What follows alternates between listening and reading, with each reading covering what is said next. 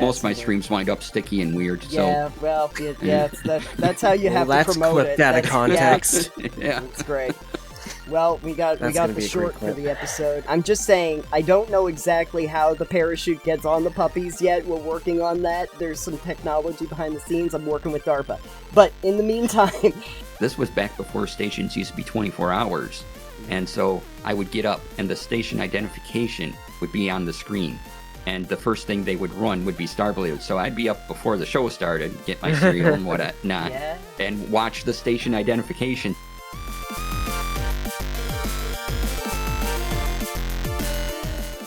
Hey, Alex, did I roll a natural 1 or a natural 20 this morning? Since we have a guest on, Nat 20. Crit Perfect. success. Crit success. Excellent. Get out the hot sauce. Anyway, I did not actually. I didn't have my hot sauce this morning. I'm sorry, Alex. I very disappointed you horribly. Yeah, critical failure. Oh, well. Well, it's okay, because it's muy caliente here at Total Pebble Knockdown, and I'm Nathan. And I am Alex, and today on the show we have a special guest, DC Lasair. Hello! DC, we were talking about this. I think that this is the first time you've been on the actual show, even though you've been on many of our live streams and live plays in the past. This is the first time on the show itself. Yeah, this is different and weird.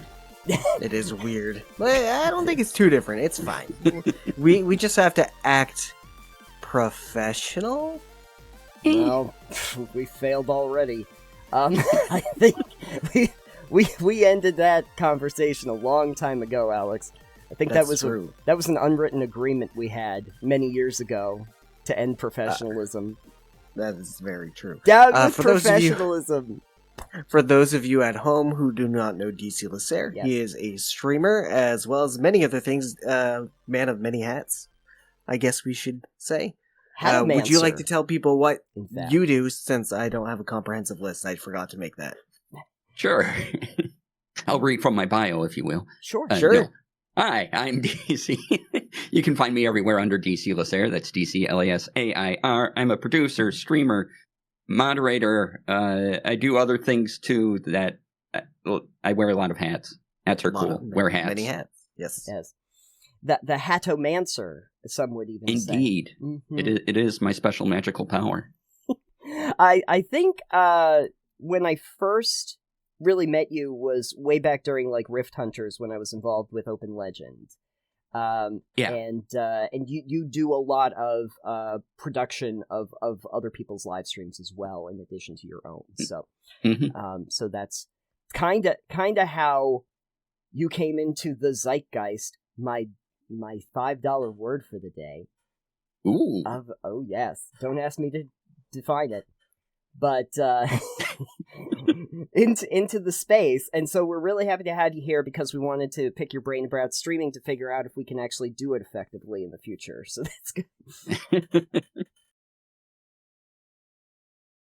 Like we were talking about in the intro, you do a lot of like production of streams and a lot of like actual plays, live plays. I've been lucky to be in a couple of the one-shots myself. And since I have not had to do that, and Alex has not had to do that in the past... One-shots? No, producing a live stream of a one-shot. Okay, just checking. No, I have not produced a live stream at all. No. Ever. Ever, yeah. And you're probably happy about that.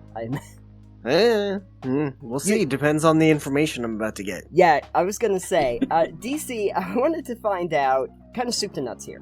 When you start with an idea like, we're gonna do an actual play, this is happening, you get that, like, it's happening. What's really the first steps that you have to kind of lay out in your head about what you're gonna do and how you're gonna organize an actual play? Usually, this is probably a month out before when I settle on a date, and I only start getting people after I have an idea. I know this is weird, but a plot for the one shot basically mapped out. I don't know all the details, but I have a beginning and end kind of, and then I go, okay, I want to do this on this date, and I get the people, and usually that's a month before, so I have time to get any graphics done and overlays anything like that, or contact anyone I need to bring in assets to the show. Certainly. So that's the first bit. All the pre-production step, if you will. And I figure out timings for things. If I'm doing something weird, like in my last one-shot I did for charity, I called it Electrum Chef. It was a parody of Iron Chef. I had a beard of cold cuts. I had a spinning prize wheel. So I had to figure out how all that worked in OBS well beforehand. Yeah, OBS is kind of a beast. Like, I don't know if your experience is different than mine, DC, but like when I was trying to use OBS, I found it to not be particularly user-friendly in the way that it's presented.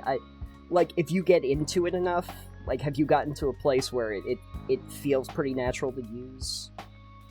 Oh yeah, I always thought OBS was pretty fantastic. Mm-hmm.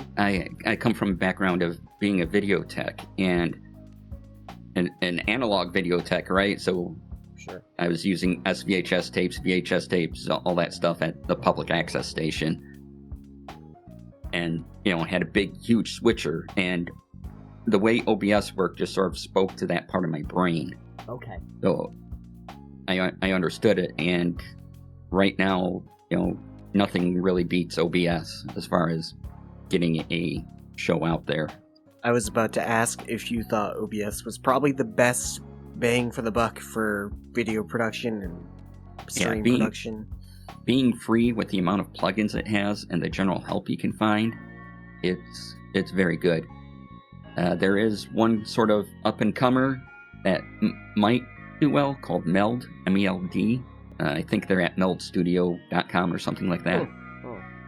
But OBS has, since I started OBS, they've done some updates that made it really good. And now with the hybrid MP4 option, which is like MKV and that type of thing, you can record chapter markers. And so when something happens, you just click a hotkey, it marks it on the video as well. And okay, that's cool. That's fabulous. And I think OBS is the only thing that really allows to do that. And sort of in the streaming space, the professional television productions is another thing. Yeah. But in the streaming space, that has become amazing. And I don't think anyone else is doing that. I believe you have to catch up to OBS in that regard. Yeah. In allowing people to just have some sort of video wrapper, like hybrid MP4 is what OBS calls theirs, that allows you to put chapter markers on the video itself. So when you drag it into editing, they pull up. Like if you have DaVinci Resolve, they instantly show up. Wow. So what I'm hearing is all Nathan free. Needs to be recording this in OBS and then having that hotkey. So when we go to the extra sections, he can just hit that and then we can just keep going. Yeah. Click.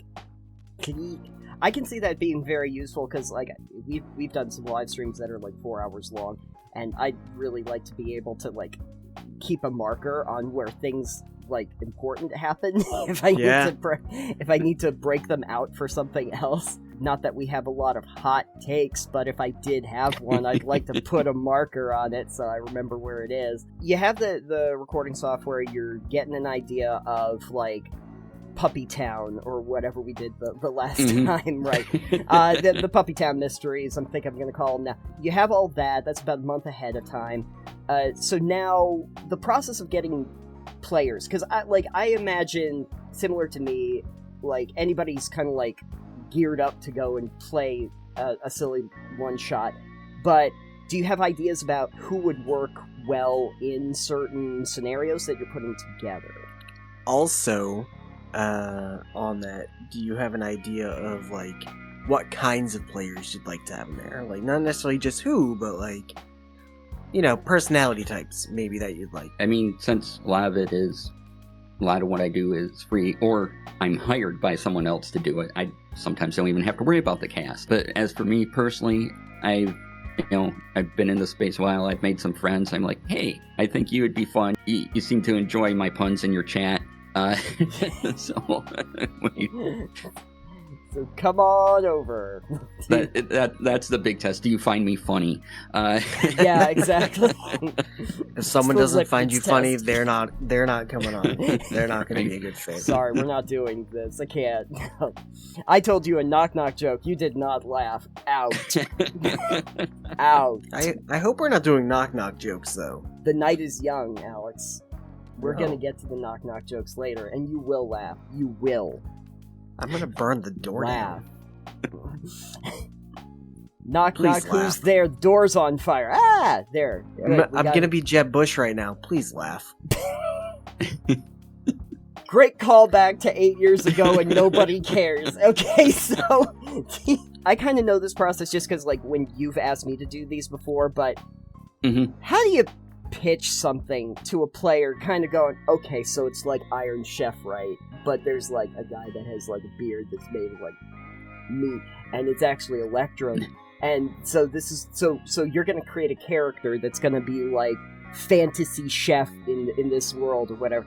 How do you pitch that to them without them thinking that you're insane? I think that comes with them having to think that he's funny. Okay, true. That is probably one of the prerequisites. but I'm imagining that, like, you have a lot of surprises that you want to give to them, so you don't want to, like, reveal a lot of what's happening, but you still kind of want to give them a gist of what we're doing here, and so, like, how do you want to present that information? Yeah, so for the one-shot charity streams that those are what I mainly have cast. I have, everything else I've done has kind of been either cast for me or, I'm coming into a cast. So, but the one-shots, I sort of formed a group of like 8 people, or, I go, okay, these 5 or 4, whatever. And I email them, and that's always expanding as I get to know more people and go, Sure. oh yeah, you're fun. You would probably be good on this show. And so they kind of know by now what I'm going for. I'm about, some of them have done all 5 or 6 food-themed charity one-shots that I've done now. There's a whole genre Been of on the show. food-themed. It's just food. There is. Yes. Exactly. You need Do we- need one more so it can be a 7-course. Right. 7 course. What about 11sies? 11Z's. Second 11Z's. breakfast. I haven't. Yes. Yeah, get on it.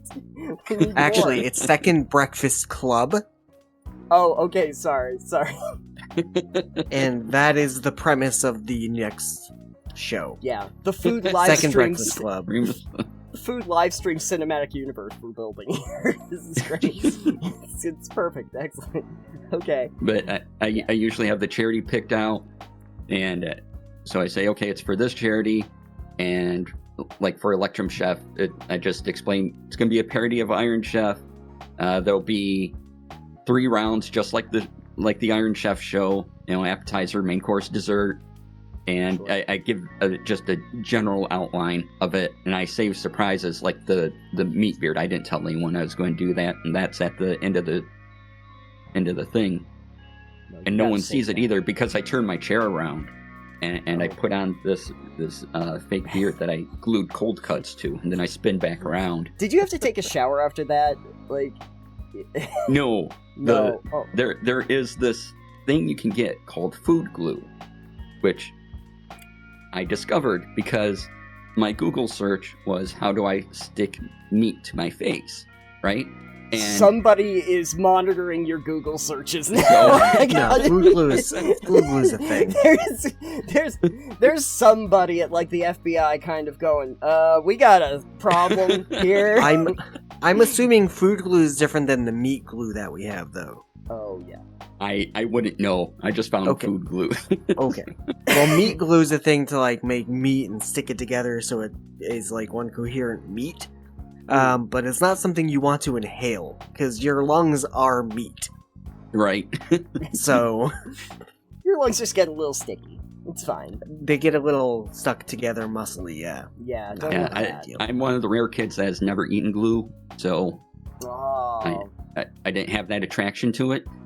But apparently they use food glue for like cakes and stuff and fancy things, and it is edible. Okay, it's not the same one. Yeah, no. And so I glued a bunch of cold cuts together, And then I had a fake wizard beard. I bought like a Halloween wizard kit, came with a hat and a little wand that makes sound. Then I glued these cold cuts together, right? And I tried to glue them onto the beard. Well, when I turned around, they didn't stick to the beard material, so I was holding them for a little bit.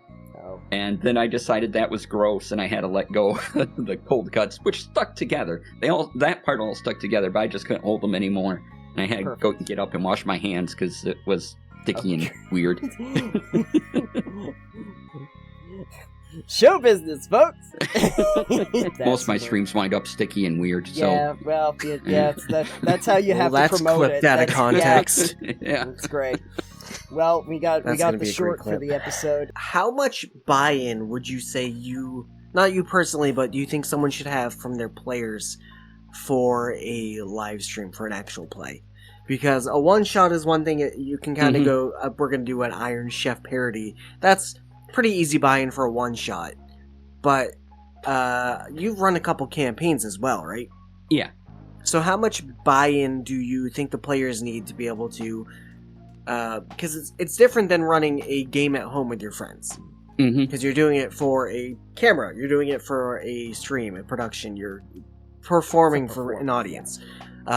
So how much buy-in do you think you need from your players on that end to keep things kind of on par? Because I know Nathan, when we talked about doing Rift Hunters, kind of has mentioned that he wanted to go in one direction and his players kind of wanted to go into another direction, and it did not really work well. I know that they wanted to go around and play, but at the same time I'm like, yeah, but I kind of have to keep a story moving forward so that when I record it, it's going to still be, like, structured to some degree.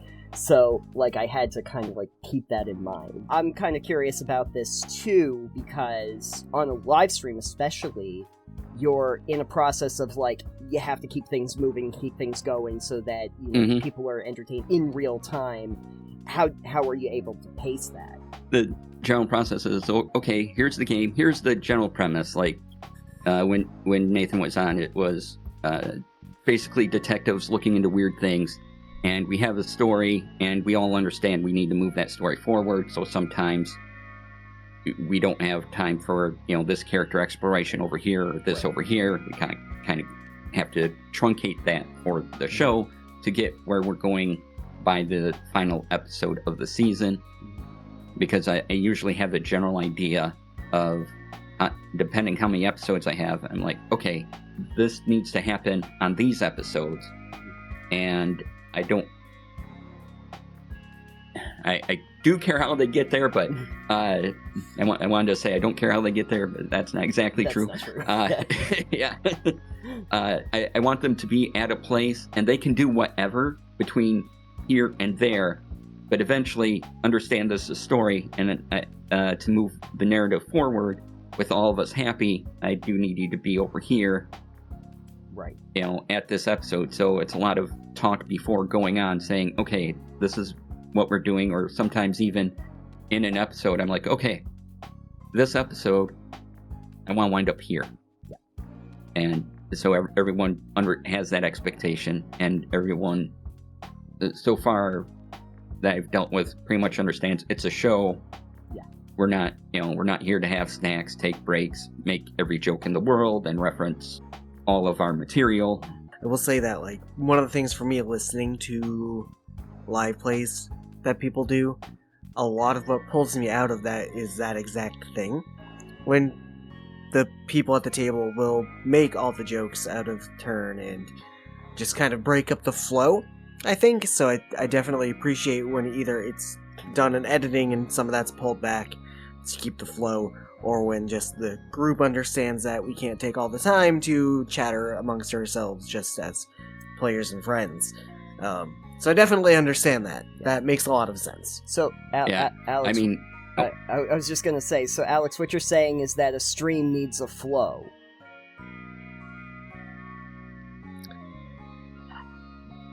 Anyway, DC, you were going to say something before I got my episode title in here. What would you... We're ebbing and flowing. Yep. Oh, I forgot. Okay, that's fine. That's fine. It's okay. That's okay. Moving on. Moving on. Moving on. No, it's fine that people make the occasional joke, but I don't want to have a lot of time spent on it. Like, if you want to throw in a line or a reference, that's great, because it does break up some of the tension sometimes, or gives us a moment to laugh, gives us a moment an audience to relate to something. If you can make it relevant to the game, even better. But I don't mind people doing it a couple of times or whatever, as long as it doesn't become a whole skit during the play, unless it's part of your characters interacting, right? Right. You can take the scenic route, but we still have to get to a destination at some point. Yeah. Exactly. There's fun things to look at along the way. When you start to see people kind of like deviating off of that, do you have some tricks on how you kind of like lead back to the story at hand? Like, you gotta kind of like drag them back onto the rails. You do something the equivalent of the Kool-Aid Man bursting through the wall. And make it plot relevant, like suddenly this hits. Yeah. And it's important, and now your focus needs to be here because big thing just happened, and now I'm putting your attention here. Right. And hopefully that's the sign for everyone that, okay, big thing has happened. We should be looking at that. We've been off the rails too long. It's a balance, right? You want your players to have fun and go do the things that they want to do. And also for streaming, you also want to tell a story, and figuring that out and what works for you is hard. This is why I've never run an actual play. This is true. If it's hard, Alex doesn't want to do it. We've learned that much. Something like that. Yeah. We'll say that's what it is. Out of curiosity, though, Alex, if you did like run a one shot, do you have an idea of like what you'd want to run it as? Probably be some kind of time shenanigan paradox. This does seem to be in your genre. It'd be something ridiculous, or Yeah. a trolley problem where you have to do something morally ambiguous to Oh, make people panic. oh yeah. You do Groundhog Day, but it's the trolley problem. You just keep going back in time. Oh god, I don't know. Lever this time. See, any of the ideas I have for running games are usually longer than one shot, so I'd have to figure out like a one shot that I would want to run in that case. Yeah. But usually there's long, drawn out, protracted, oh, I have all these grand ideas. Actually, DC, that does bring me to a question, because like in a live stream, you're gonna have to, keep things moving and keep things fairly, representative for the people that are listening. Alex is looking at like getting really complex in some of these, and how do you keep that from getting too large? Like, how are you able to kind of keep it simplistic enough for people while still building a storyline? Well, we can break some of this down due to previous people doing APs. Like, Sure. if I usually have a combat, it's going to be one combat in that episode. And it will probably, if I have 4 people, it'll probably take 45 minutes-ish. If I don't have 45 minutes by the end of that episode, that combat's not happening, or it's split between 2 episodes.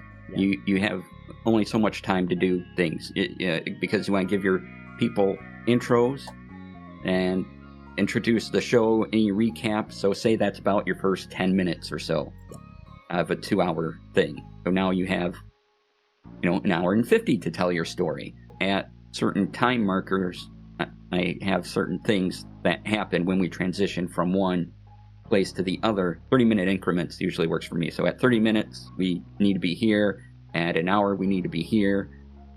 At an hour and a half, we're either in that combat or looking to wrap up in the next 10-15 minutes, because you want to give your players time to outro as well. They deserve the plug, right? And so going around your table and doing all that, and then any announcements you have to make at the end as well. So usually 30-minute increments, starting right at that hour mark of that 2 hours. And if your show's longer, you're looking at different timings. I usually try to keep it to two hours if I can. Yeah. The charity streams go longer just because it's for charity, and I want to try to get more people in to give more money to the charity. Right. Yeah. We'll be here 24 hours if we have to. Oh my god. Have you ever tried to do a 24-hour stream? No, Like, as a I've been a part of one, but in segments, so I wasn't there the full 24 hours. Smart. I was producing part of it, and then I was a player in some of it, Oh, gotcha. and so I had another person, and we would switch off Oh, okay. during I that can't 24 hours, I can't and only imagine. the DM was up for 24 hours. Oh god, I can't imagine trying to run a game for 24 hours though. I can't either. No. Like, I don't want to do that. 4 hours is like, all right, I need a break. My brain is fried. Yeah, 4 hours. I think the longest one that we've done was maybe like 5.5. Probably Super Bimbo Quest, because we finished that one. Oh, yeah. Yeah. Yeah. Trust me, none of that was fun for me, so I guess there's that. Why do you usually look at 2 hours? Attention spans. People Fair. don't have any. Yeah, I mean, if I could do shorter shows, that'd be great. I'm looking into ways of doing that. Mhm. But basically, if I'm approaching Marvel movie time, what am I doing? Oh, right. Those are very long, and I'm asking for audience attention, player time, my attention, and so I just sort of got used to making things in 2-hour segments in my head when I approach these, and when I'm looking at an outline for the episode, I'm like, okay, we do this, and we get roughly 2 hours. Sometimes we may go a little less, sometimes we may go a little over. Sure. But I aim for about 2 hours, basically, for attention spans. I know players would like to play more, but you're only going to hold that audience for so long. And so, Right. If we can reduce that time, then there'll possibly be more audience buy-in because they don't have to spend as much of their time with us. And then there's the thing of we have to be entertaining for 2 hours. Yeah. Right? That's It's a lot of time to be on. Yeah. I think that's also important for people who just play casually for like D&D or other TTRPGs and stuff, to understand when you're doing a stream, whether you're like the one running it or you're a player, you are on as a performance for that entire time. You have to think of it like you're doing a theater production. You're in the scene the whole time. Like you're there. So it is a little bit different than being able to just go get your chicken wings and do all. And I think, as you were saying too, trying to do it shorter, figuring out a way to do like half-hour ways of blocking that out, for instance, that could be individual segments, kind of like the same way we do our show here. We block it out into like give or take a half-hour segments as part of a full podcast because of people's attention spans, which tends to help because not as many people listen to the whole thing as they do the parts, which is just understandable.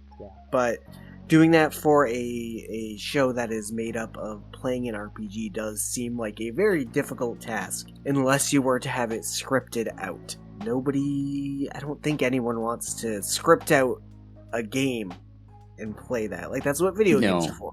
Right, yeah. if you want that, make a radio drama or something. Yes. It's no longer a role-playing game.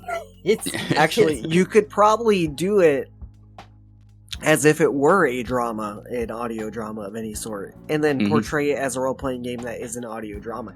And that could work, but it is not an actual play or live stream at that point. It is an audio drama, so... Yeah. And, there's shows, of course, that break this, like Critical Role. They're trained people. Critical Role is a special thing. That's lightning in a bottle. That will probably never happen again. Yeah. That is, there are these special things that can happen, but those are rare. Yeah. And, how often is lightning going to actually strike your body? Now, you may be successful, but don't look at other things to compare yourselves to, because that's not going to help anyone. One of the red flags that I hear when I hear people talk about it is where they're like, we could do a live play, like, and we could be like Critical Role. It's like, oh, you're doomed. You're doomed to failure. It ain't happening. It ain't happening. You're going in with the wrong mindset. You can aspire to be aspiration. as Yeah. good as Critical Role, but again, they are all trained professionals. Not the same. Mhm. They it's have very- a studio. They have a studio. They get paid a good wage for what they do. Oh yeah. And it's very Uh, high budget production too. Yeah, very high budget production. That a lot of us just don't have that kind of funding, and that's okay. Right. Right. But realize, where that puts you. It's not going to be CR land, and don't try to be Critical Role land. No. Be yourselves. It'll be a lot better product. They were talking to members of the Beatles. I think they were talking to Paul like more recently. What, on a podcast? No, he was on not on a podcast. But I don't know. You said half of the Beatles are dead. yes, exactly, and the rest are holograms. Were they? But the were point is. But they're anyway, using it was, the Ouija board to talk to John. It's fine. yeah, that's but one thing that they were talking about was like the phenomenon of Beatles, and something that Paul was actually mentioning is that like, well, the Beatles couldn't even be the Beatles today because it was like a point in time and it was a specific thing, and if you tried to do it today as the Beatles, it would not work. Like it's not the No, same you'd have to thing. be It has to K-pop point- today. Yeah, but the point he was trying to make was that it's really place and time, and you have certain conditions that get met, and it just happens to hit, but you can't recreate it. Like, it's just, even they couldn't recreate it if they were around today doing the same thing. It Yeah. would not I be mean, the same. My favorite Beatles quote is actually when someone asked John Lennon if they thought Ringo was the best drummer in the world. He's not even the best drummer in the Beatles. And he replied that Ringo isn't even the best drummer in the Beatles, yes. Because that British humor, Poor boy, Ringo. they were snarky. They were snarky. Poor Ringo. There needs to be a live play that's just where everybody plays the Beatles. Oh, And you're God. just on a musical tour. That's your four bards. Yeah, it's exactly. And then you introduce a fifth character, and it's Yoko Ono. And Bardic Invasion. The Bardish Invasion. That's what you call it.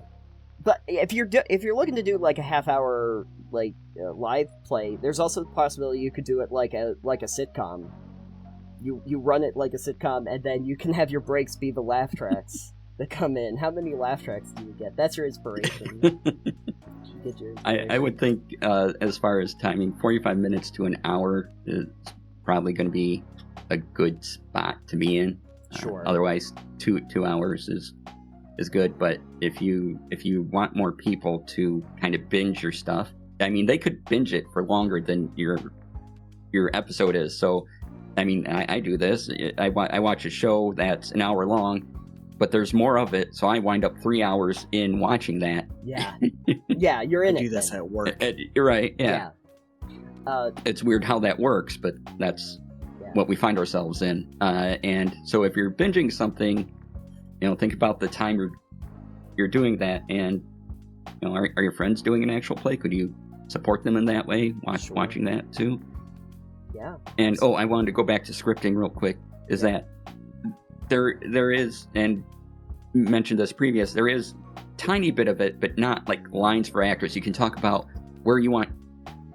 where the players want their characters to go and where you want the story to go, but you're not giving them lines, right? You're just Right. playing it out essentially Yeah. and getting to certain points, and those are sort of the only scripted bits, if you will. It's not a whole actual script, if you will. Yeah. Right. You're It's not more reading of an lines of outline. dialogue as actors. Yeah, yeah. It's an outline that you're working with, basically. Almost like if I were to equate it to like movie making or something, it's storyboarding. You have like your panels of like like we have here. We don't quite know how we're getting there, but like we got it all kind of laid out. It's a very loose outline that will change rapidly and a lot based on players. Yes. And so, you have to be able to roll with the punches, as it were. Yeah. Almost like recording a podcast. Yes. Do you have occasion? I don't know if I've seen a lot of people try this, but do you have like if-then statements, like when you're doing a live play? Like, if the players decide that they want to jump off the cliff, then I know I have to do this thing. Like, just in case they think that that's a portal to another dimension, and it's not. What are we doing? So I usually work out 2, maybe 3 general paths. Okay. And I present them all to the players. They can take one. This is just for me. It's rare that players can really surprise me with something. That's only happened once in a home game, where I was just totally unexpected and didn't see that coming at all. Yeah.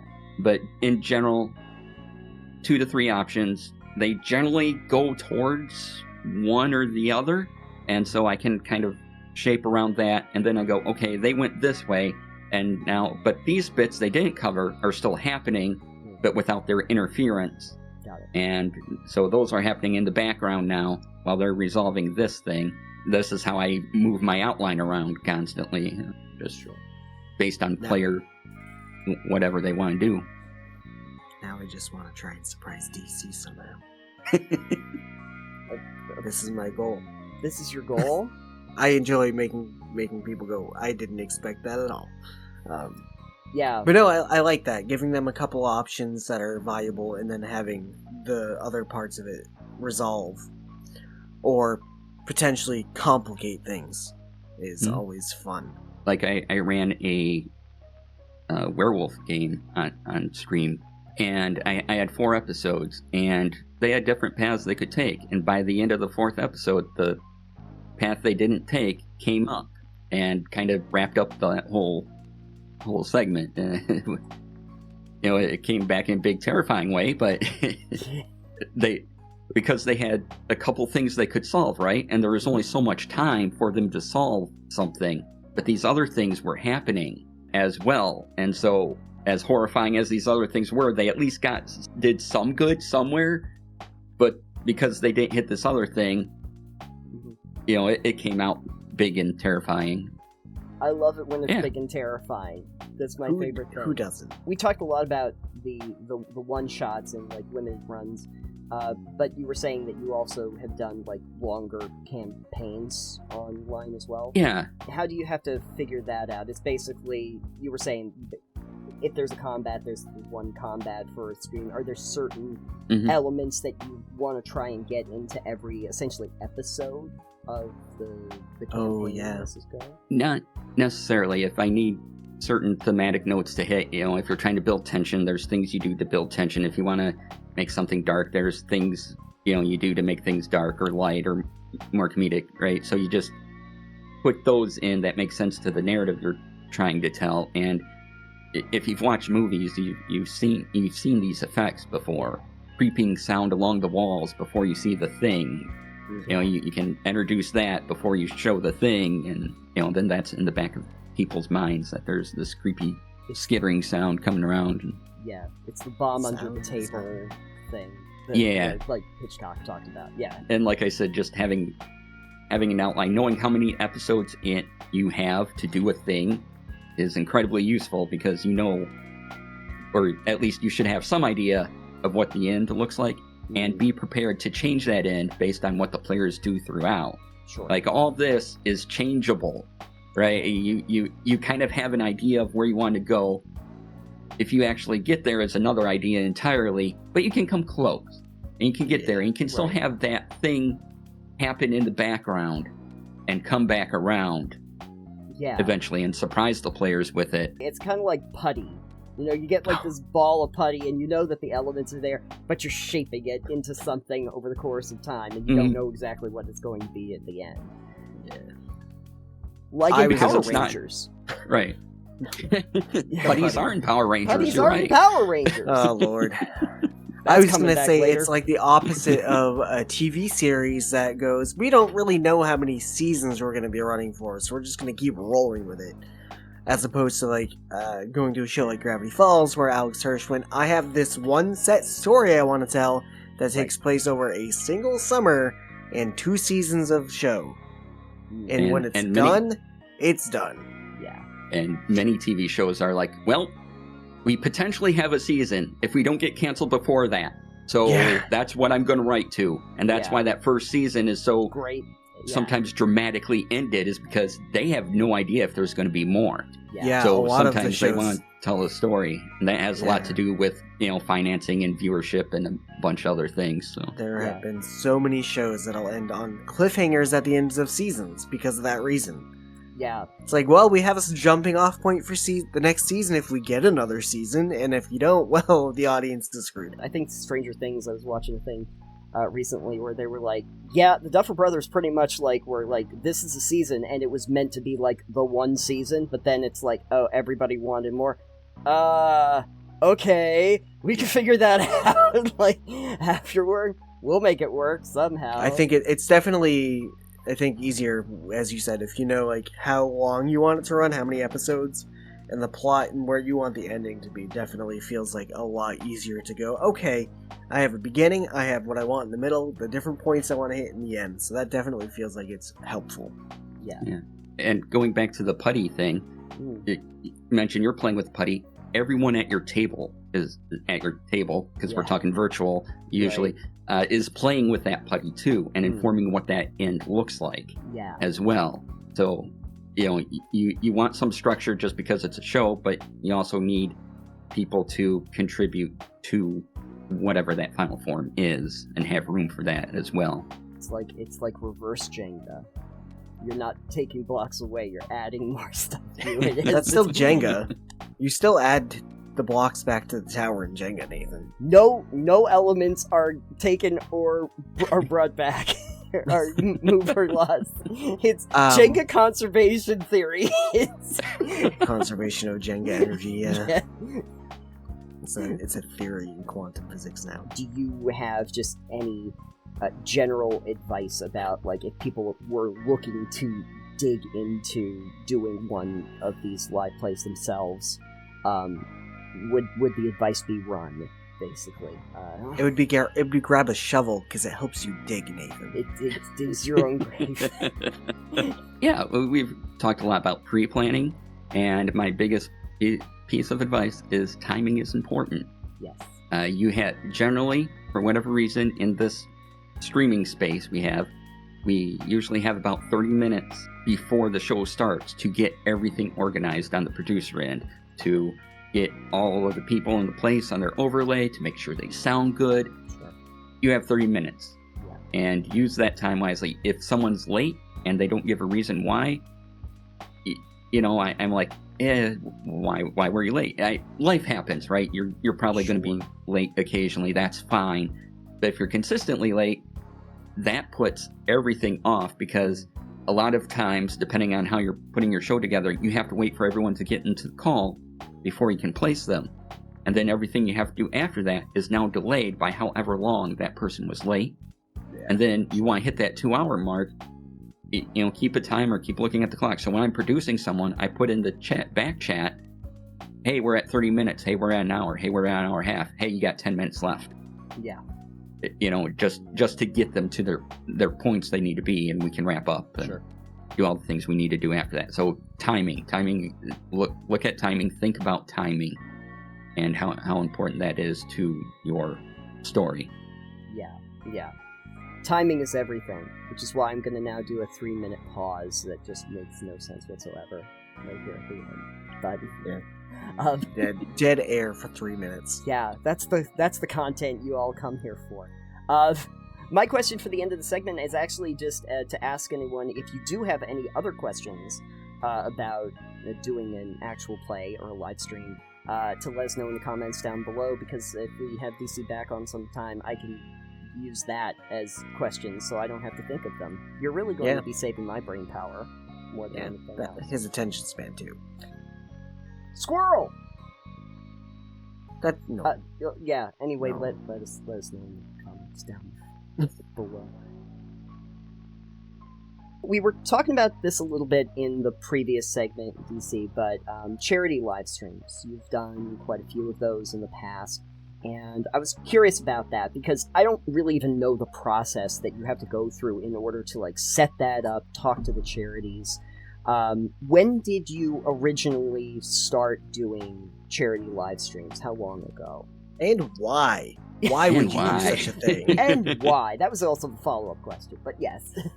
Why I started was, I felt like it was the way I could give something back to people, or have people enjoy for something. I'm always a believer in community. I think community media is important. Charity streaming sort of allowed me to do the things I think I'm kind of good at, and it happened to be streaming and things. And so it was, I want to say 3-4 years ago now, maybe longer. No, it would have to be longer because it's 2024.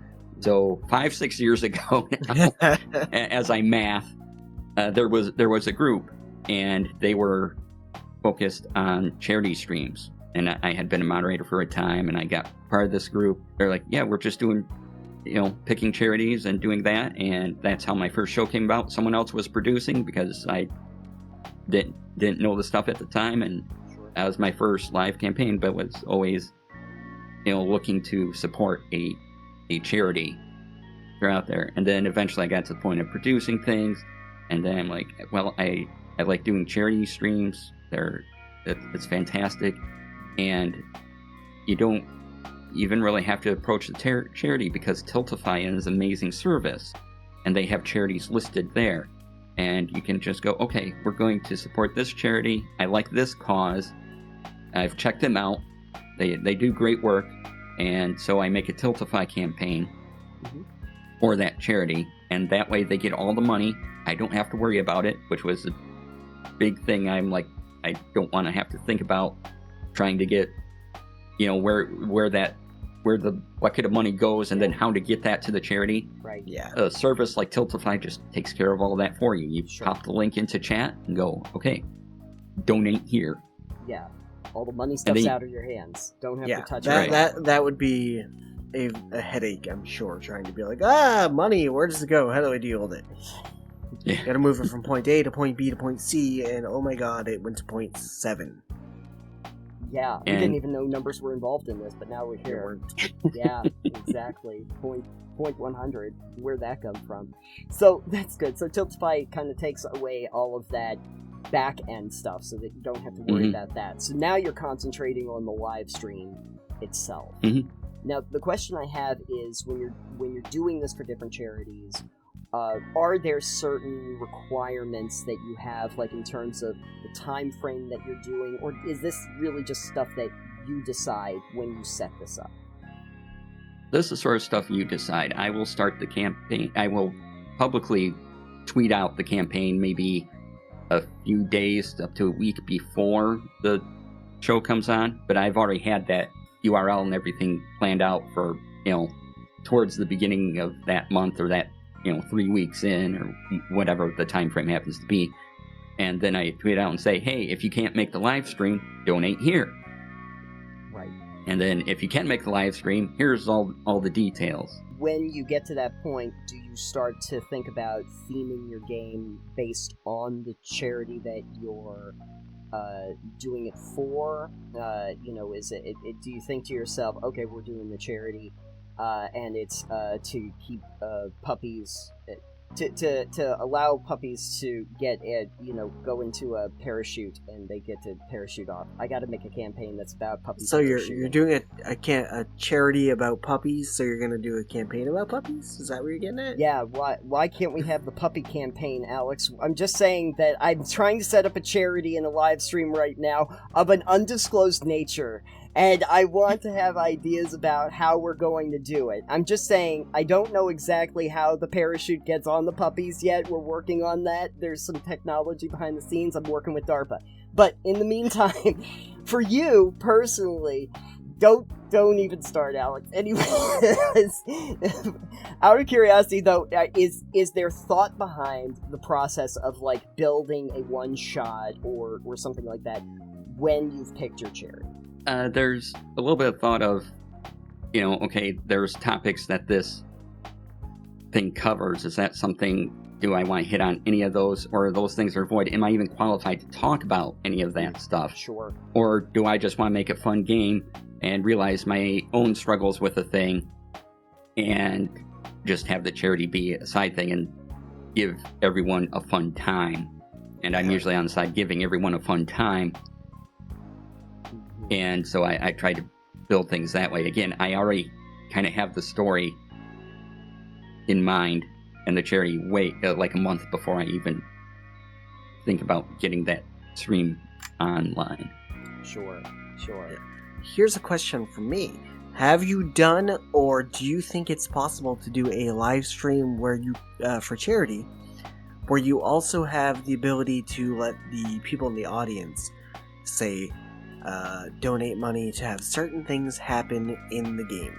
I know I've seen people do it with other games, maybe not RPGs like this, but I know there's ways you can be like, oh yes, here's $5, throw a giant monster at them.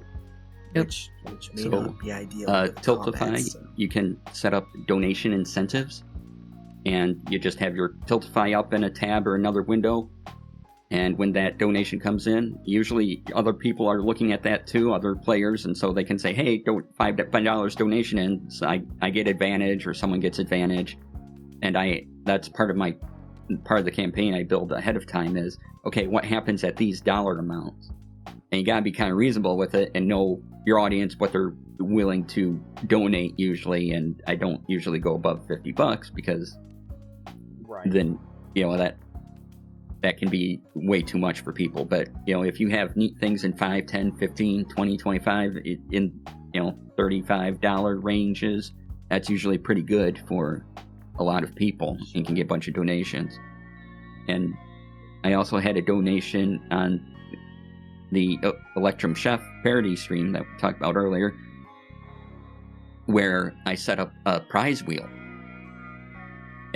And the prize wheel was for an in-game effect. It was called the prize wheel, and so a donation would come in and say, okay, whatever happens on this prize wheel affects you, or there were a couple things that would affect everyone.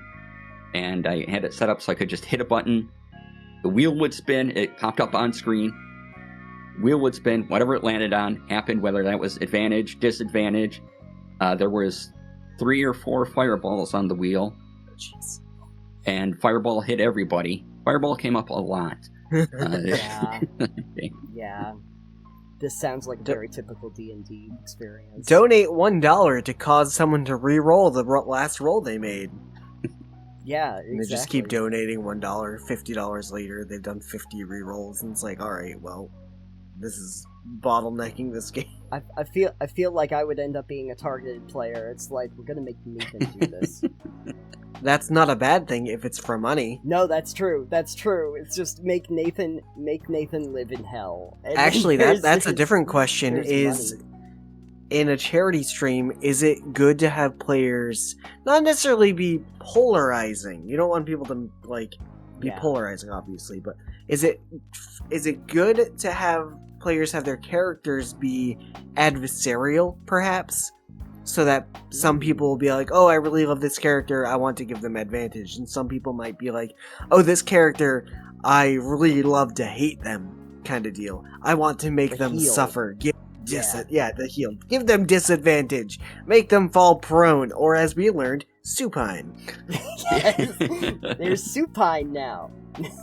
That depends on your story and what you want to be careful with, because usually you don't have as much time as a full series, right? You have 2-3 hours to get through a story, and so extra player going back and forth, maybe you can have some of that, maybe you can have some one-upsmanship type things going on, and that's fine, but also you have a smaller amount of time to that's develop everything going in. Do you notice that certain players, more attention gets paid to them by people that are donating, oh, I really like this character, I really like this personality, and so I really want them to do something rather than others? And is that necessarily good for the format of building a live play? People are going to donate for what they want, and that's fine, as long as you, as the DM, GM, ST, whatever 2-letter abbreviation you want to give it, are giving the players at the table a chance to spotlight themselves. As long as you're still rotating around the players and giving them the opportunities they need to kind of shine, giving everyone a little moment here and there, whatever the audience does is fine, because it's all for charity. And as long as if that gives more money to the charity, yay. You're still trying to run a game. but you Mhm. understand if it has to get derailed a bit, because that is the kind of the point of it. Yeah, you have a little more audience interaction with that, and Yeah. that's kind of why they're more fun. And Yeah. for me, I do really, really strange things in my charity streams, typically like wearing a beard of cold cuts. Absolutely. You know, how many Yeah. people have actually done that? You. Right? I want to say Lady Gaga did that at one No, point, she but, wore a dress of meat. but, you know, it came from DC's meat beard, though. I don't know if that's true. It would have been great had you been like beard of cold cuts. Also, it's edible. And just eating the beard, Oh, but it probably would have been a little Yeah. bit gross at that point. Oh, yeah. man, hairball. You know, you know what? That's actually a really good tier to have for people to donate to. Is I will- make DC eat the cold cuts from the beard. But you'd have to reveal that before it starts as a tier, Yeah. so it kind of loses all of its charm once you pull it out. You know, here, welcome Yeah, to and- Electrum Chef. One thing I did want to talk about that been in the back of my mind, and this also applies to charity streams and things, Sure. because it's a live stream and you're not recording. If a player has a problem, you've all heard of safety tools and Yep. the X cards and everything. Use Yeah. those. And if something comes up, don't be afraid to pause the stream, because people are important. Your players are important. Their mental well-being is way more important than a game. So Right. if something comes up during a charity stream or whatever, have a BRB screen to go, have something else to go to Sure. and deal with the players. If it's an extreme thing, if it's something you can deal in background chat, Yeah. do that, but also kind of let the audience know and take care of yourself and your players first. Sure. Absolutely. That's actually a really, really good thing to mention too, because it's not something we would have necessarily asked or thought about. But yeah, safety tools are great for that exact reason. That actually brings up a question for me is, like, I know just from, like, doing a couple of these that we have a little bit of time beforehand, but I'm gonna guess that you don't have as much time as you would normally have with, like, a session 0 to really go over with players any of those tools. Do you try to at least get some baseline to just ask the players, like, okay, are there things that you need to tell me or know about before we get into this? We have a little bit of time right here to set that up. That's usually a couple days before, or Okay. at least sometime within that week before. Yeah. Because people are busy and have schedules, and so you try to make a session 0 fit as for as many people as you can. And it's either going to be, I am giving you all a link to this Google survey because someone has made a Google survey for this. Please fill this out, and this is what we'll all agree to. Or you do a separate Zoom call or whatever meet you want Sure. ahead of time, and that's part of the lead up to the stream itself. You have that covered before that 30 minutes before you go on air. Do you find from doing that you dodge some bullets when we get to the day of? Has that happened before, where you like go, oh, okay, I gotta make a couple changes, or I gotta be mindful of something that I wasn't previously aware of? Yeah, it's stuff I think about, I take out, I change, Sure. whatever. I know someone who has a fear of spiders, so I don't put spiders in the game. Perfectly good idea. Fair. No sharks for me. All the Actually, sharks for you, Nathan. Actually, I would say you can put sharks in the game. It's fine, as long as I don't have to be in a game, a video game where there are sharks. That's the only thing. Sharks all the way down. That's You're the only person we don't care about these safety tools for. Nathan doesn't want sharks. show a What? video. All the sharks? all the sharks. I actually can get away with this because here's something fun. Behind the scenes stuff for me is when I was originally doing Rift Hunters and we did like a little practice session. We did like a session 0 and a practice session.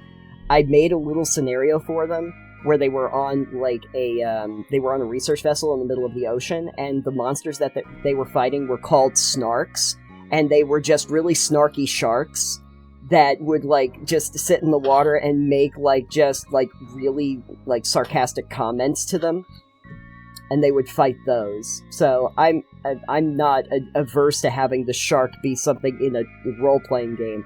I'm more worried about when you get into an open-world survival game and they say, here's a shark in the ocean! that you have to deal.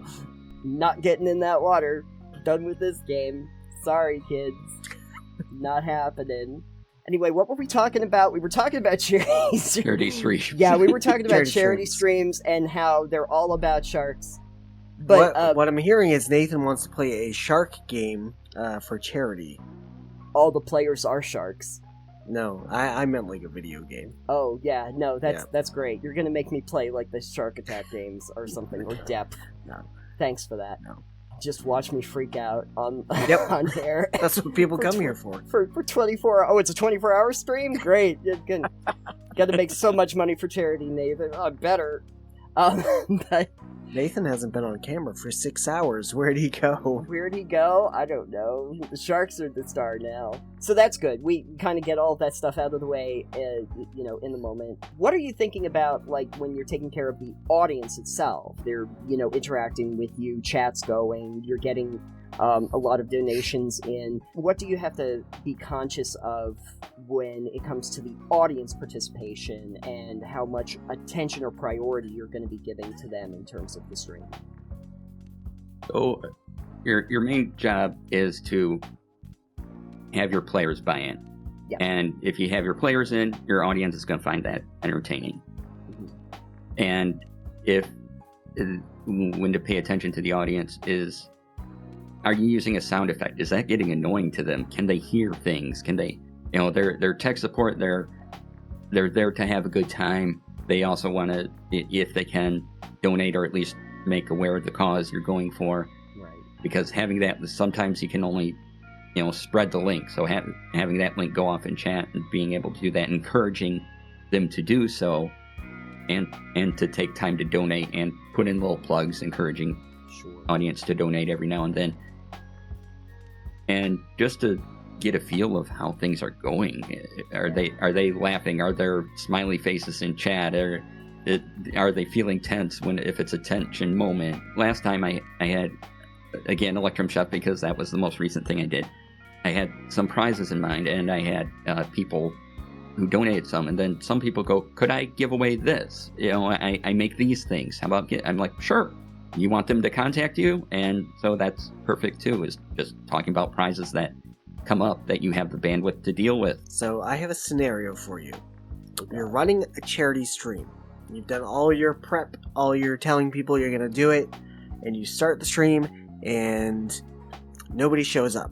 The players are there, but perhaps you have like maybe one or two people in the audience.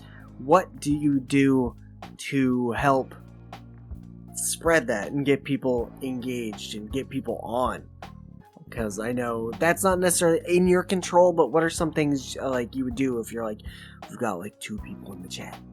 Yeah, well, try to mitigate that by having talking about this charity stream at least again prep a week beforehand, right?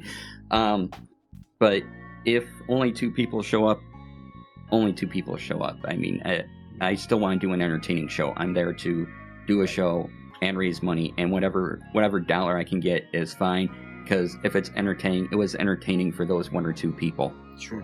And that's valuable too. Mm-hmm. And if it gets $5 or if it gets hundreds, thousands of dollars, I've done charity streams that have run the gamut from a few $100s to, I think the biggest one was might have been getting close to $10,000 for one thing.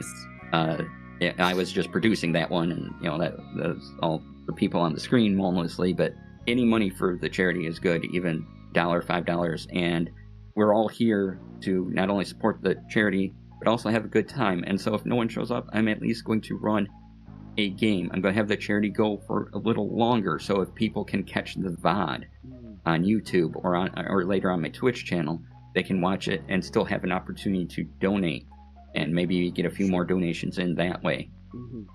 Yeah. But otherwise, because you don't know what will happen after the live stream, you make it as entertaining a product as possible.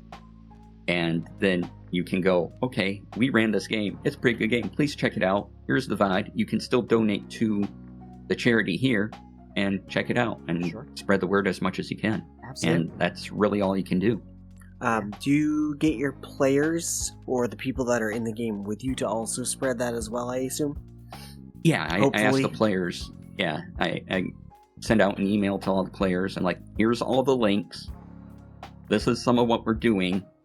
Here's, like I didn't spring the prize wheel on them. I said there's going to be a prize wheel. I didn't tell them what was on the prize wheel, but I said, yeah, there's going to be this prize wheel. People will donate.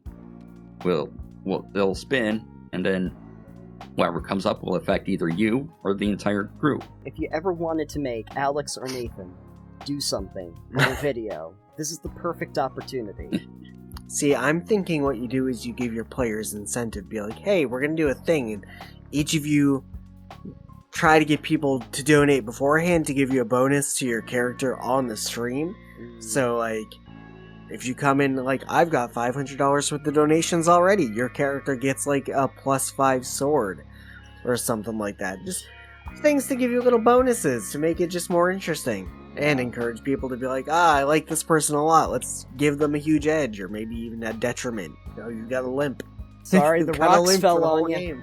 That's what happened. That could be an interesting way to encourage both the players trying to get people to help and also encourage, like, not competitiveness as much as just, like, interesting stuff going on, I think, maybe.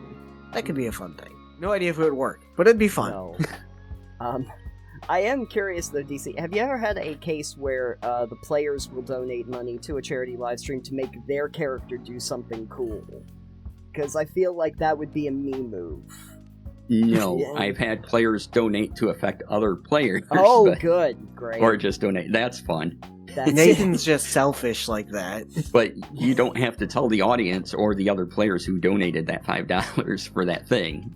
You just No, Nathan They- would. They can say anonymous in Yeah. their donation, or you can tell them, or, if everyone can see who donated, they can see it themselves. But Yeah, and then you just Nathan would be just do a playing Jim- the bard.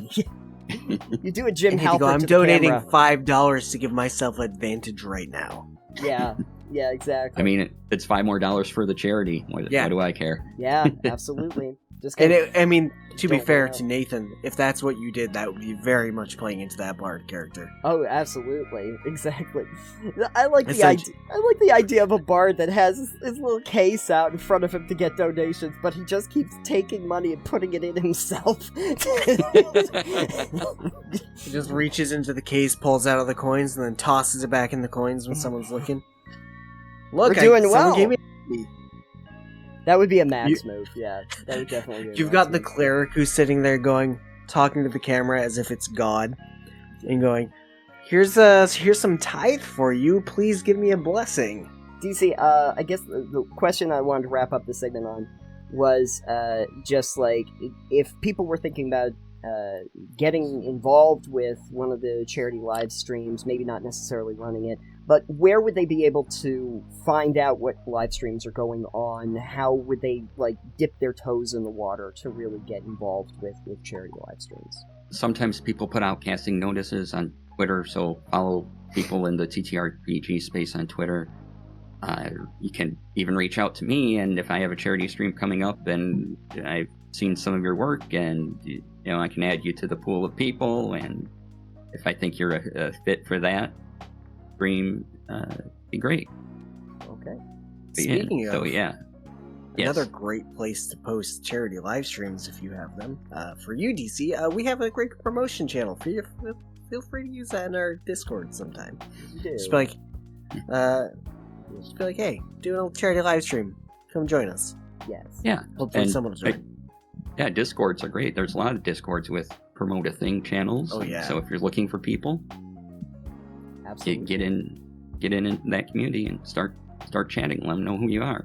Build friendships and say, hey, doing this thing for charity. Anyone interested? And you just gotta start asking. Yeah. I prefer building walls personally, but Well, all in all, you're just another brick. In yeah, the my name is wall. Brick. Borderlands was a cool game, right? Not that Brick. No. Good to know.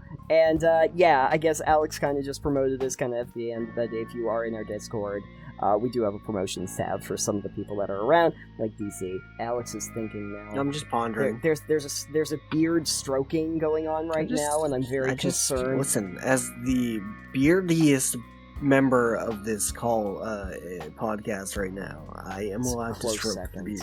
You're close. Yeah, okay. Alright, that's fair.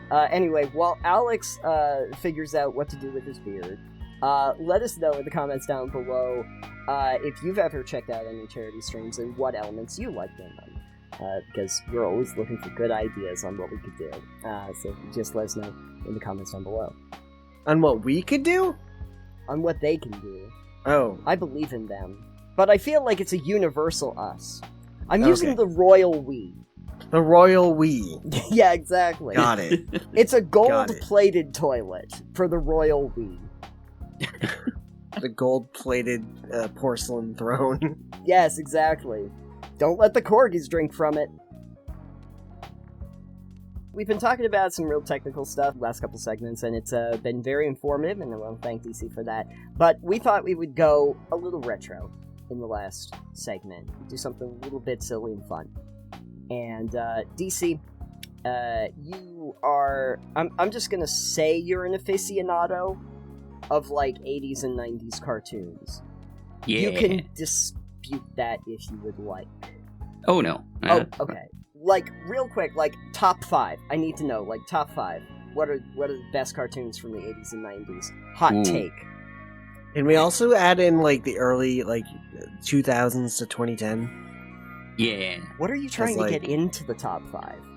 I'm just saying I don't have a memory of time spans because of ADHD issues, Nathan. Oh, okay. Anyway, the time frame when you would watch cartoons.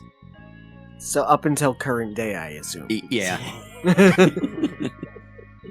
When you would watch cartoons and you had a little box of cereal... No, that's also current day, isn't it? I'm trying to think how to... Like, for me, I think about, like, cartoons and television shows that I watch after school. Like, I think about, like, Power Rangers and Mystic Knights and Tir na Nog and Beast Wars. Yeah, absolutely. I'd think about those sort of things. And then occasionally ones that I watch on, like, Saturday morning cartoons for a while. But, like, for you, what were the memories that you liked from that era of cartoons? Oh, boy. Well, let's cover the big ones. Batman the Animated Series, Justice League. Good one. Also a good one. And then the one I would get up because it aired at 6:30 a.m. on Saturdays on a local station was Star Blazers, or Space Battleship Yamato, as you may know it. So I would get real early just to watch that show. Just to watch Amazing. Just to watch that, yep. This was back before stations used to be 24 hours. And so I would get up and the station identification would be on the screen. And the first thing they would run would be Star Blazers. So I'd be up before the show started, get my cereal and whatnot, and watch the station identification thing with the weird voice from nowhere that was creepily talking to me and telling about all their stats. And then it would break into Star Blazers. Nice. What was Star Blazers? Because I don't know that one. They were... The Earth had been decimated by aliens basically throwing meteors at it, so humanity moved underground, and eventually they heard from a distant star that said, "We can help you, but you have to get here to get this thing." And so they raised a battleship. There was an actual World War II battleship called the Yamato, and so they used that. They outfitted it for space engine, so they used a bit of history to, make their fiction. Yeah. And they rise it up out of the Earth, surprising everyone because this was a top secret project. And it's about the first season is about their year-long travel. Well, they have a year to get back before the Earth is just done and humanity is gone. So they have this ship with a special drive in it, and they have to try to get, to another part of the universe and back before that year is up. Otherwise, those meteors keep hitting. It's going to affect the people underground, and the humanity on Earth just won't live anymore. It sounds very anime, especially since it's it's anime. Yamato. Yeah. Because that was a Japanese battleship. It was the biggest one I think they ever made. Yes, Space Battleship Yumoto was a Japanese series, obviously, beforehand, and then it was rebranded as Star Blazers in the U.S., yeah. in the U.S., yeah. Mm-hmm. That has a tendency of happening. Quite a bit. Kind of. Yeah. Kind of. I think it happened more before Japanese cartoons and anime was, like, big over here, though. Because after it started getting bigger, they stopped rebranding stuff as much as they just kind of went, hey, here's an English port. Or here's subtitles. Right. Good luck. Yeah. Enjoy the subtitles. Subtitles are fine. Yeah.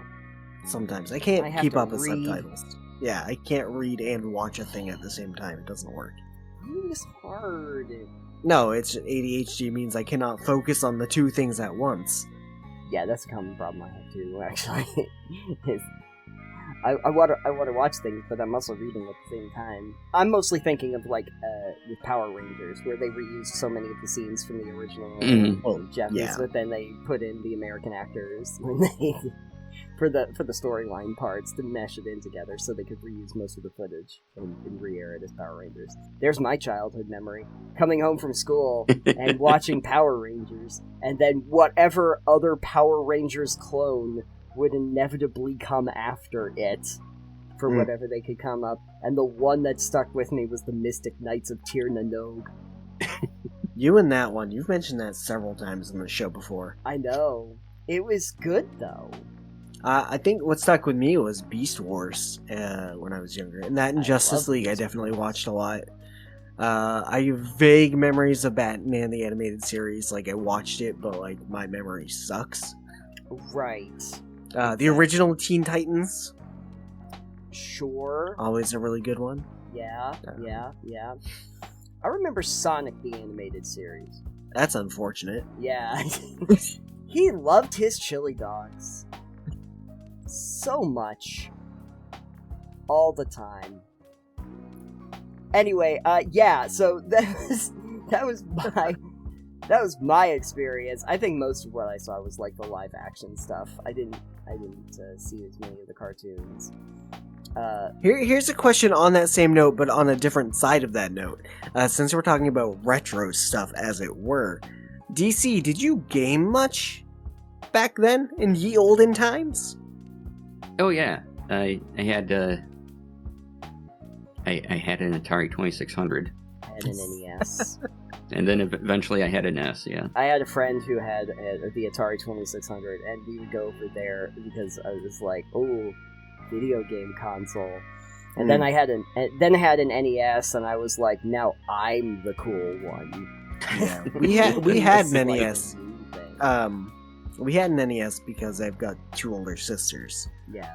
And so it wasn't mine, but we had one, because, whatever. So I remember playing, like, Duck Hunt and the Super Mario, and then Super Mario 2, or as they call it in Japan, Doki Doki Panic. Right.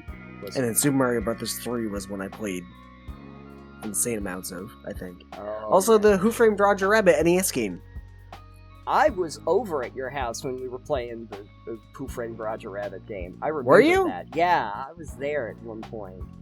We were playing Who Framed Roger Rabbit, and I was like, this is fascinating because it's trying to be like a mystery game, but it's kind of supposed to be an action game, so I don't really know exactly what it's supposed to be. Did you ever play that one, Nate? No. DC? No, I love the movie, but I never had the video game. So. It was terrible. Yeah. It was great, but it was terrible. Yeah. No, it's probably one of my favorite movies. Mm-hmm. I don't really watch a lot of movies, to be fair. But yeah, no, great movie. It's just so ridiculously just so you had to get the game. I didn't buy any of these things being a wee lad in the 80s and early 90s. Right. That is one of those things, though, that you would start to see as those video game tie-ins before it, like, became... Like, I feel like it happens a little bit now, but most of the time when you see video game tie-ins for brands, everybody's, like, aware of everything in it ahead of time, so they kind of have to try to at least make an effort but there was a time back when they like would pump out the game as quickly as possible after the movie dropped, which is how you end up with E.T. And landfills full of ET. And landfills, because that really was like one designer at Atari that was like had like 90 days or something to make this game so they could come out for the holiday season, and it's like, I don't know, I'll just put this in order to do it, and everyone bought it because it's like, yay. No, I can't do it anymore. You could. Are we still talking about cartoons or just retro stuff in general? Because I could also then ask DC. He does streaming. Do you ever enjoy streaming more retro style games or playing them in general?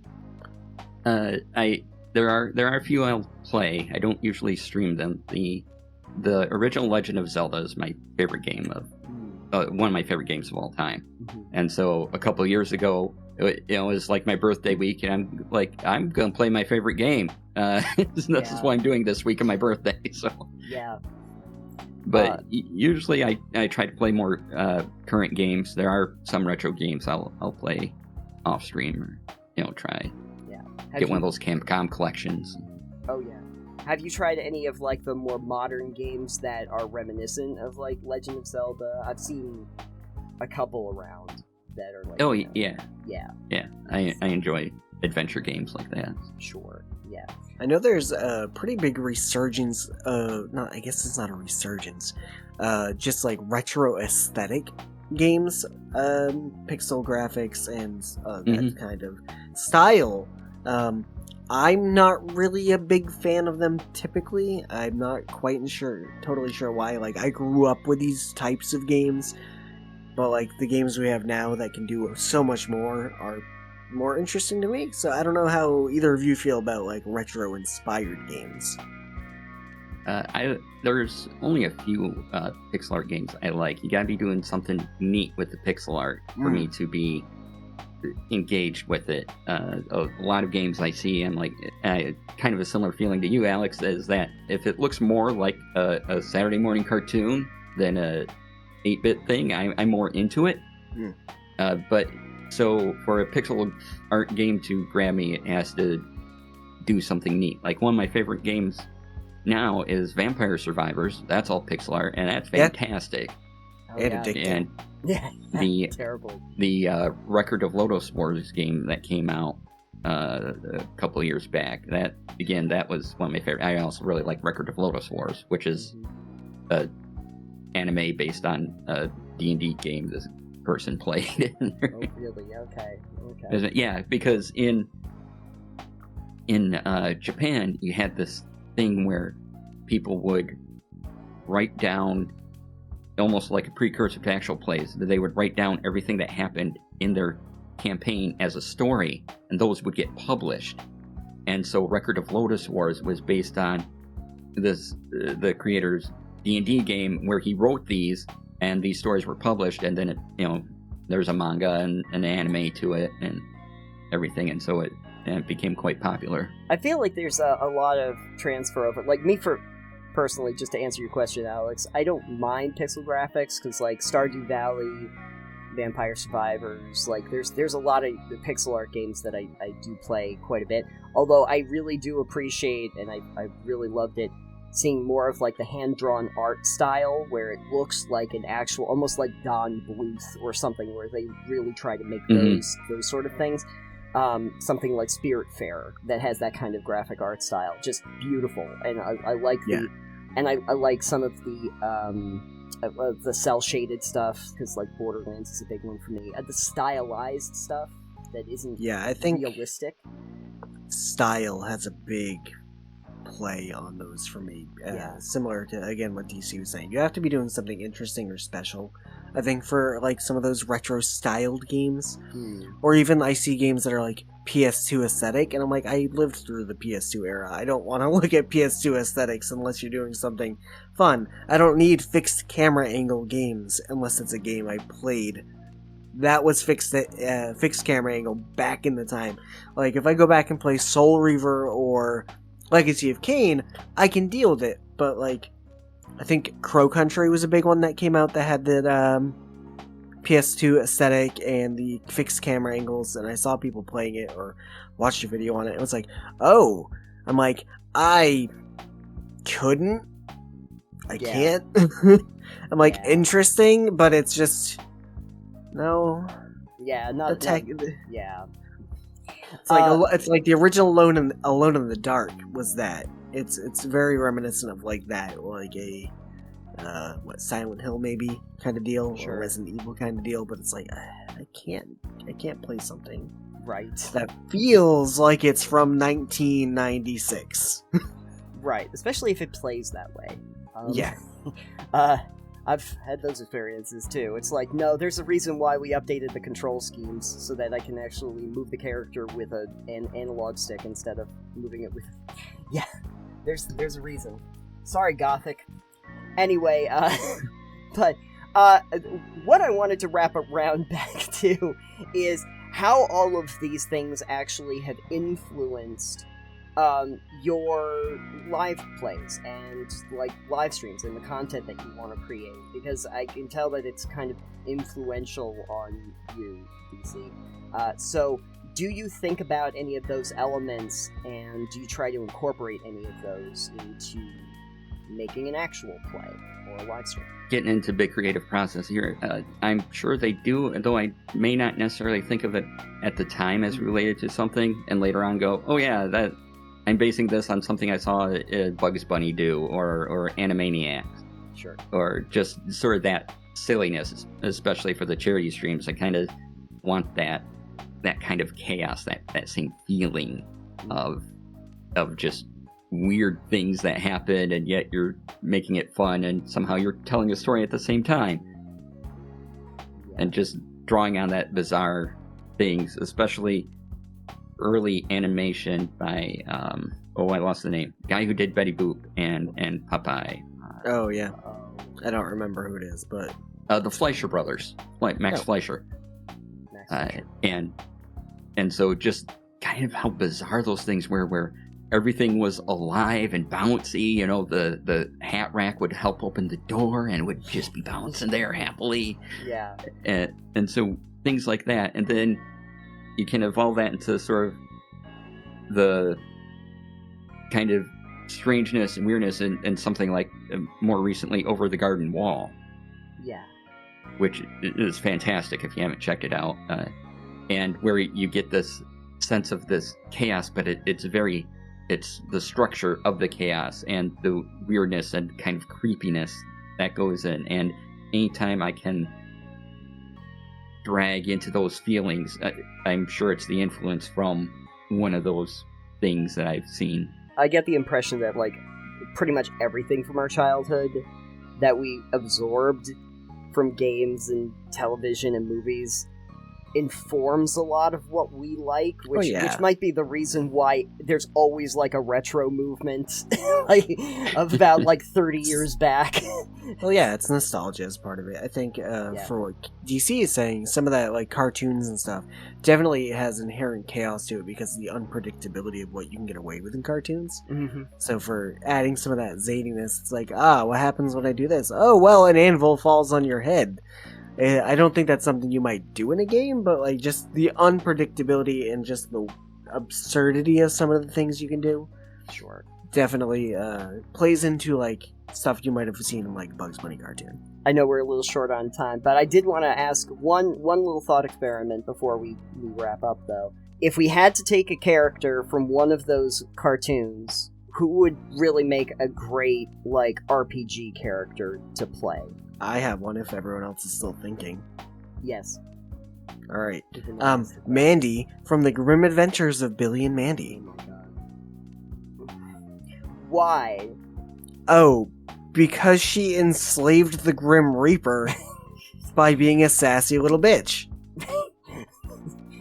This feels like a very Alex character, actually. And so, it just happens to be that she's kind of ruthless and kind of really good at what she does, and was able to, like, again, enslave the Grim Reaper into just being her servant for life.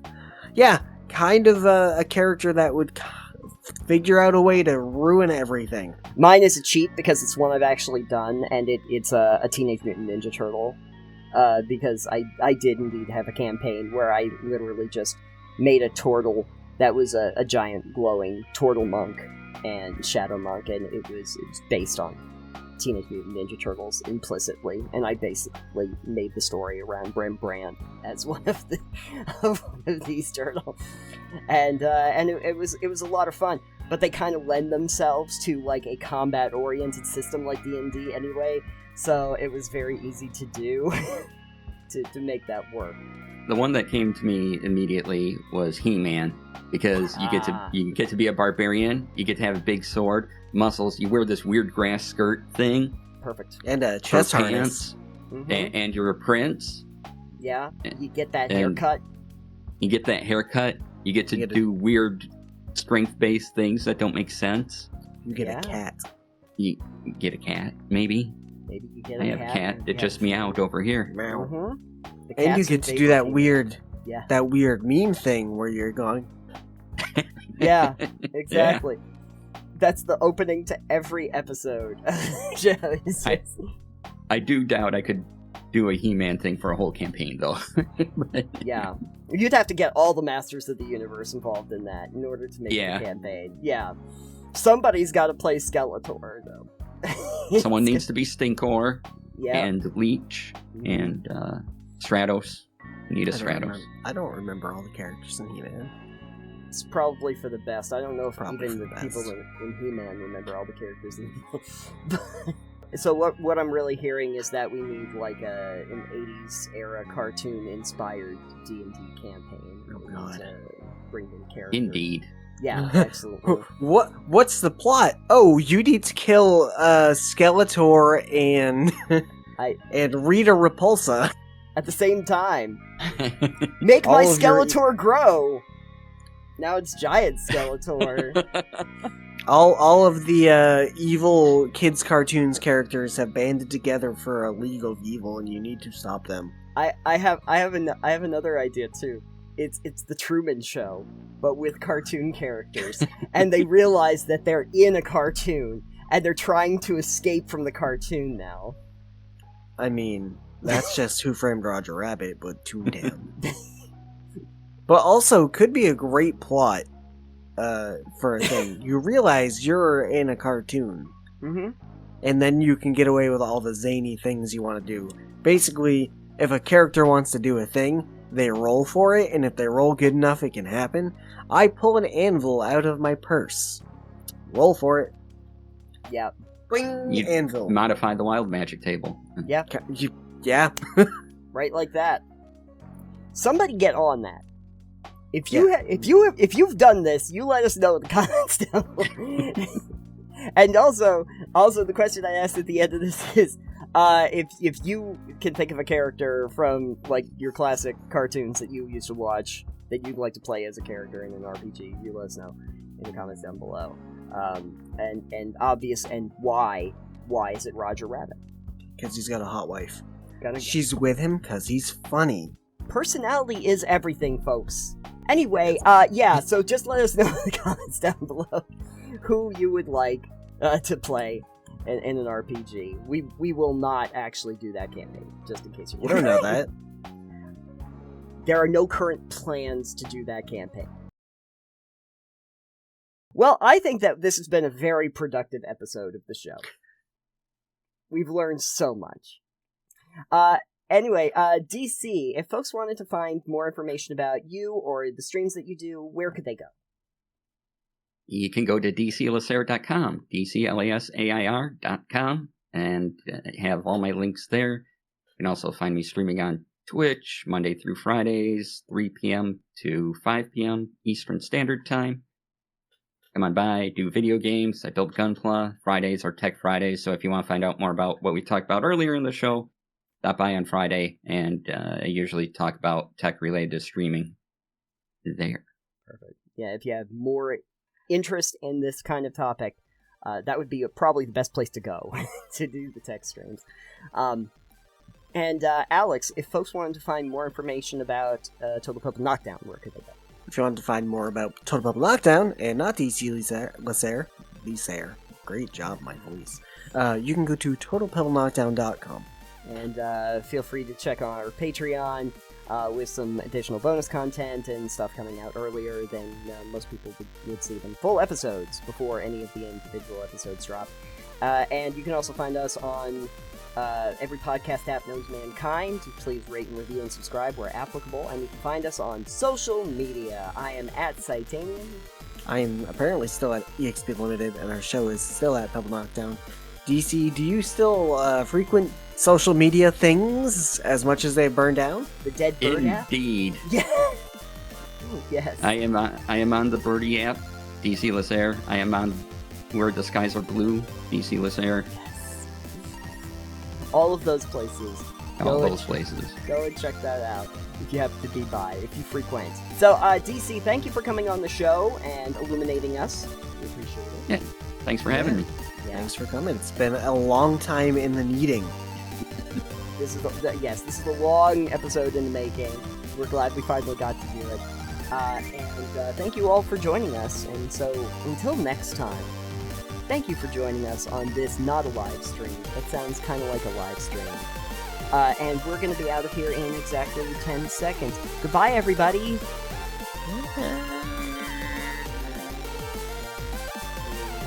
2, 1. I never actually do a countdown. So this is Yeah, fun. I know, because I yell at you when you do. Now for another 3 Nope. minutes of dead air, everybody.